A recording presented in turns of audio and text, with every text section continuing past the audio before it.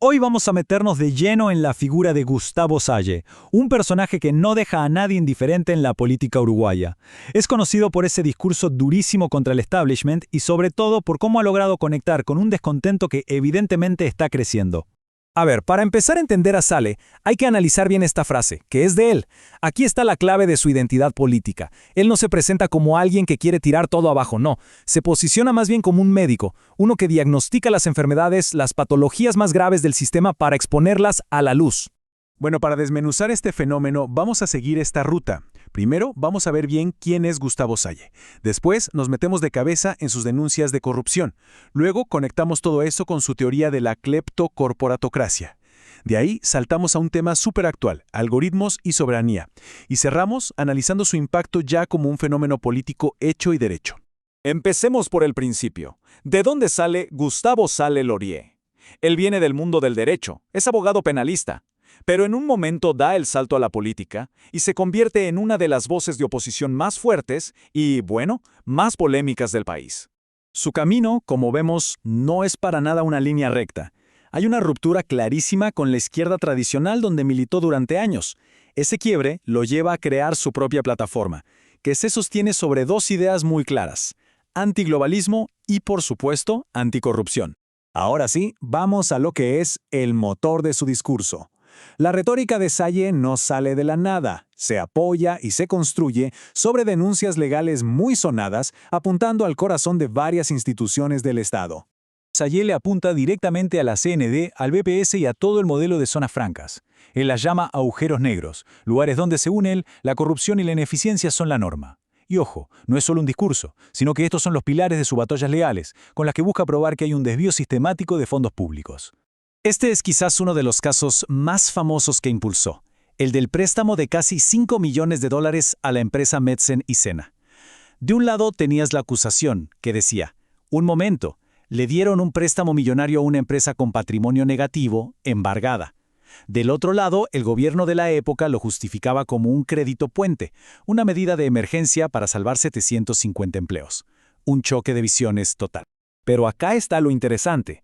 Para Sale, casos como el de Medsen y Sena no son hechos aislados, no son manzanas podridas, son, en realidad, síntomas de algo mucho más grande, de una enfermedad global. Él conecta estos casos locales con una teoría sobre cómo funciona el poder en el mundo. Y para nombrar a esa enfermedad, él crea su propio término: cleptocorporatocracia. Con esta palabra define a lo que él considera el verdadero enemigo, una especie de gobierno en las sombras formado por corporaciones multinacionales y políticos que les responden, operando por encima de la soberanía de los países. En su visión, los grandes partidos políticos de Uruguay, sin importar si son de un lado o del otro, son, en realidad, gemelos. ¿Por qué? Porque, según él, ambos terminan obedeciendo las agendas que marcan poderes externos, como el Foro de Davos o la OCDE. Y esto, en la práctica, significa renunciar a la soberanía nacional. Y acá es donde su teoría se vuelve tangible, se vuelve dinero. Sale denuncia que cada año Uruguay deja de recaudar $5.400 millones por perdonarle impuestos a las grandes corporaciones.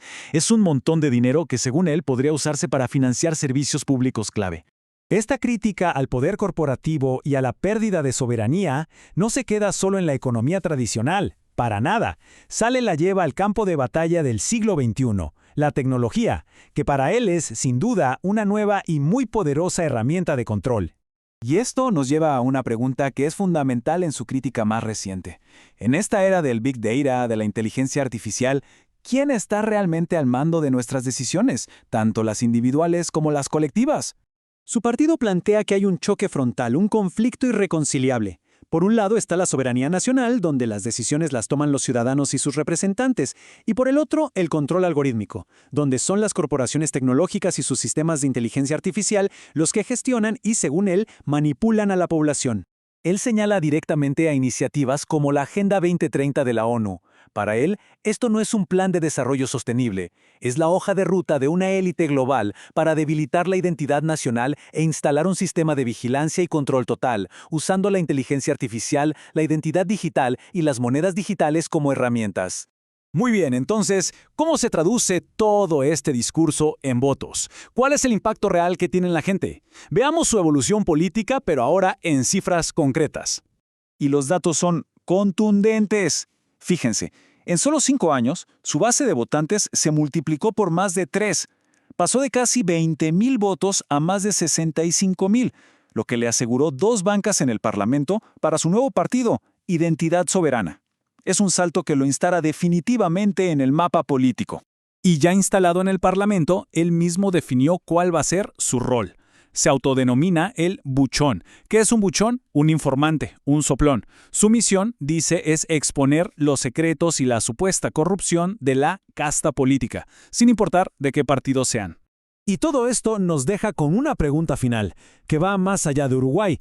El ascenso de figuras como Gustavo Salle no es un caso aislado en el mundo. Entonces, ¿qué nos está diciendo el atractivo cada vez mayor de estos discursos antisistema sobre el estado de la confianza de la gente en las instituciones tradicionales? Es algo para pensar sin duda.